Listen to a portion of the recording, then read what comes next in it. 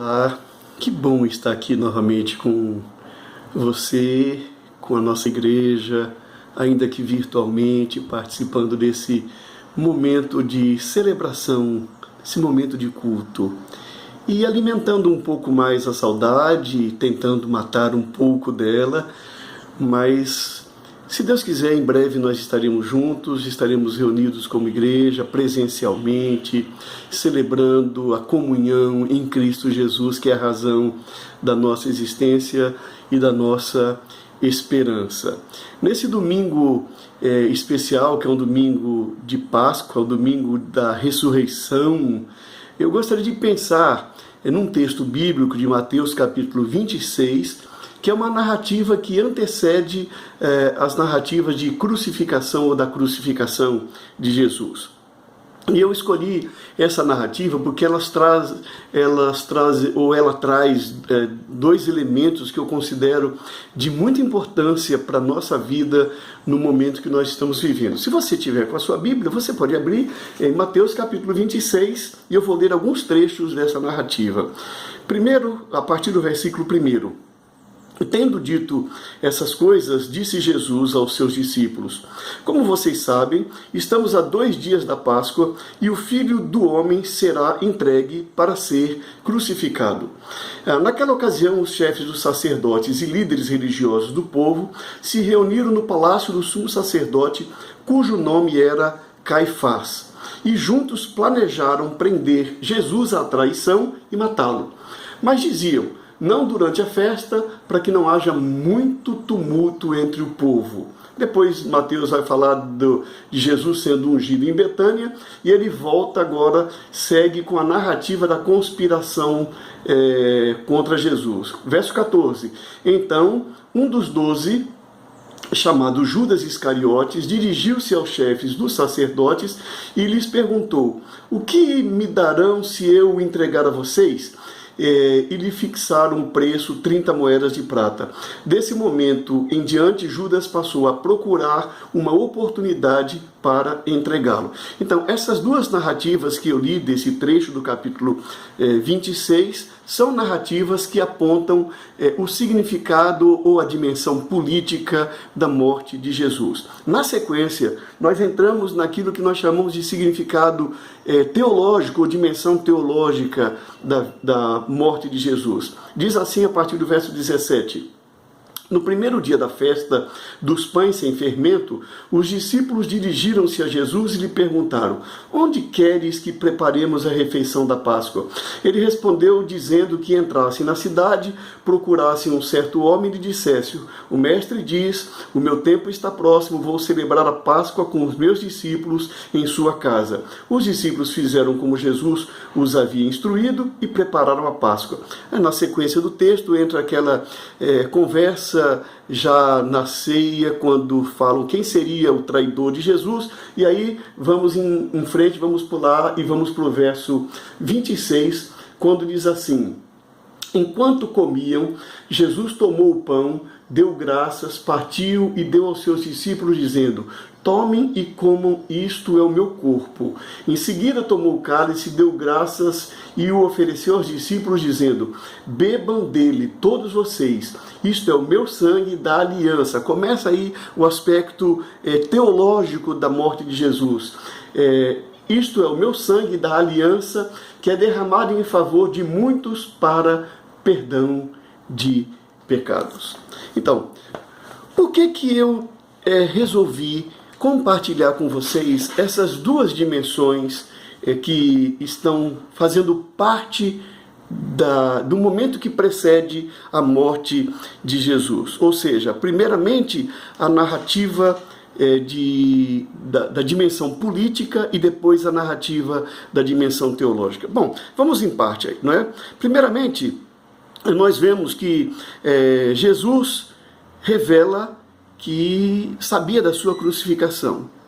Não necessariamente por uma razão mística, vamos assim dizer. Jesus sabia da crucificação, porque fazia parte da cultura daquele momento em que, por ocasião da Páscoa, sempre presos tinham a oportunidade de serem libertos e outros seriam crucificados. Vamos aqui trazer para os nossos dias como se fosse um indulto de Natal.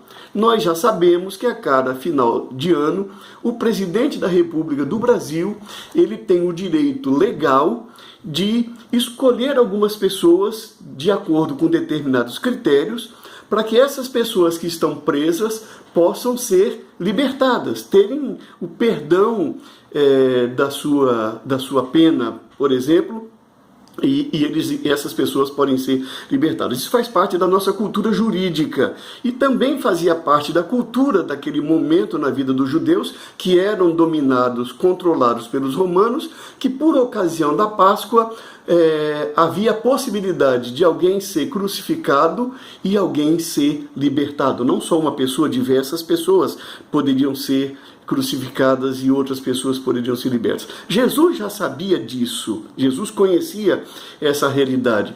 Também Jesus conhecia bem da sua relação com os líderes religiosos. Jesus era amado pelo povo, mas Jesus era odiado pelos líderes religiosos. Diversos momentos nós encontramos a respeito disso, de como Jesus teve que fugir para não ser preso, porque entendia que não era aquele momento, o momento oportuno. Mas ele sabia que havia uma possibilidade dele ser acusado, dele ser preso e de ser crucificado por ocasião da Páscoa. Então, primeiro, esse elemento, Jesus já previa a sua crucificação. O segundo é que nós vemos aí quem participa dessa conspiração. Dois tipos de pessoas. Primeiro, líderes religiosos.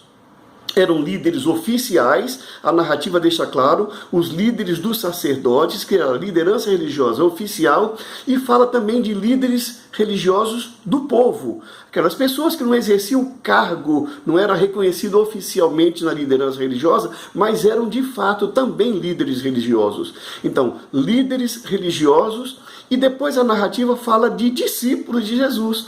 Judas era um discípulo de Jesus e ele então participa, diz o texto das Escrituras, que Judas dirigiu-se aos chefes dos sacerdotes e perguntou: o que me darão se eu o entregar a vocês? Então percebam, anteriormente eu já havia lido que os líderes religiosos se juntaram e começaram a planejar, articular ou esquematizar uma conspiração contra Jesus. Depois nós vemos Judas.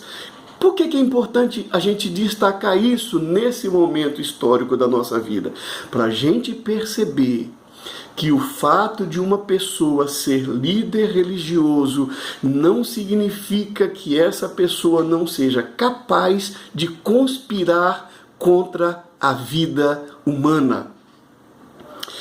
O fato de uma pessoa ser discípulo de Jesus, pelo menos formalmente andar com Jesus, Judas inclusive tinha um papel, uma atribuição, um cargo naquela caminhada de Jesus, mas o fato de uma pessoa ser líder religioso e o fato de uma pessoa se identificar como discípulo de Jesus não significa que essas pessoas não estejam sujeitas a serem conspiradoras contra a vida humana. Quando você vê um líder religioso falando de política, você precisa abrir os seus olhos, porque não significa que o fato da política estar saindo dos lábios de um líder religioso, que essa política é uma política a favor da vida.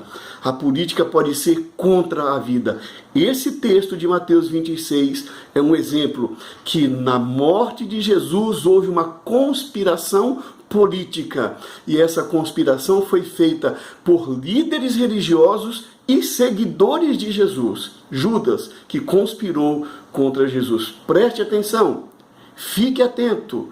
A narrativa nos ilumina para percebermos esta realidade. Mas há uma segunda dimensão. Nós não podemos resumir a morte de Jesus à questão política. Você vai encontrar pessoas que tiram toda a dimensão teológica da vida de Jesus e usam Jesus, que é um símbolo religioso, para fundamentar as suas ideias políticas de direita e de esquerda. Mas nós não podemos separar da vida de Jesus a dimensão política que afetou a sua morte da dimensão teológica que fez parte e era, no meu entendimento, a principal razão da morte de Jesus. Nós vamos ver isso na narrativa do texto, a partir do versículo de número 27 das Escrituras Sagradas. Primeiro, nós vemos o planejamento da Páscoa. A narrativa diz que os discípulos perguntaram para Jesus: onde o Senhor quer que nós preparemos a Páscoa? Jesus já tinha participado de outras celebrações com os seus discípulos. Os discípulos então provavelmente sabiam que ele era cuidadoso. Assim como quando chega no período de Natal, nós vamos preparar o culto de Natal, a cantata de Natal, a ceia de Natal, na casa de quem nós vamos, nós planejamos esse momento especial. Assim como também nesse final de semana, apesar de não podermos sair de casa, né? Mas nós planejamos a Páscoa, nós vamos comer um peixe na casa de alguém. Enfim, nós fazemos isso, faz parte da nossa cultura.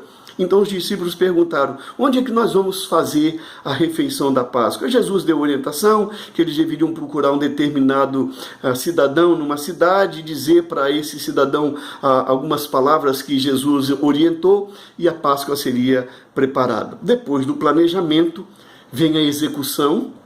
E aí, ao anoitecer, Jesus estava em torno da mesa. O texto diz: reclinado em torno da mesa com os 12 naquele momento. Aí vem o diálogo da traição, e depois desse diálogo vem a revelação teológica da crucificação de Jesus.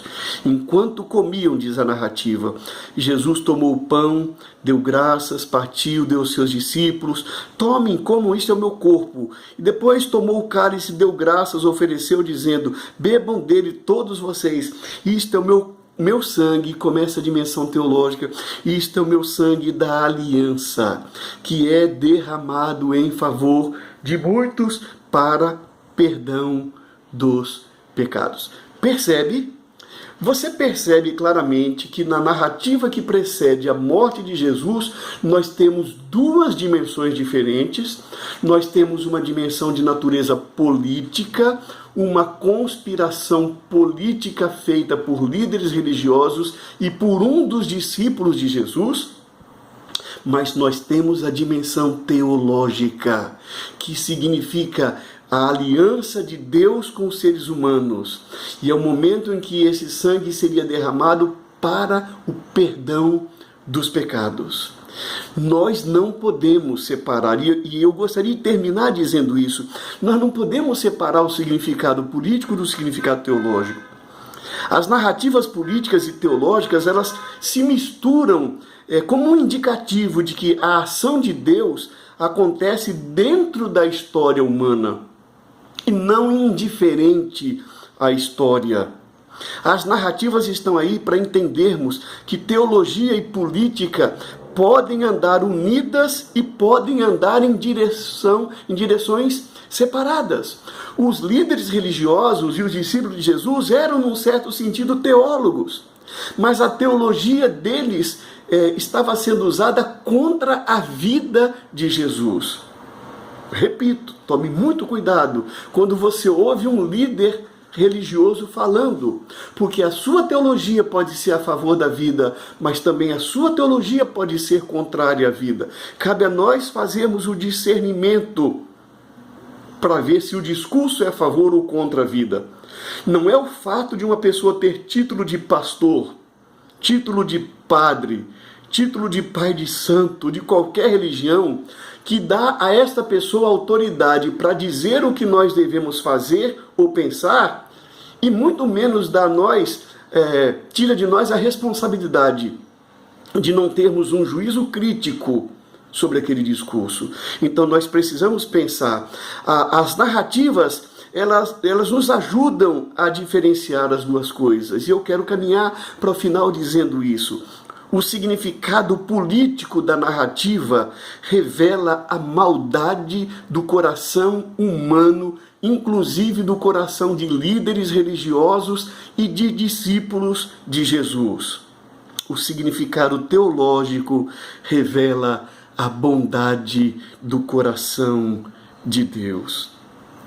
O significado político revela que nós devemos estar atentos às armadilhas da vida. O significado teológico revela a possibilidade de nos libertarmos delas.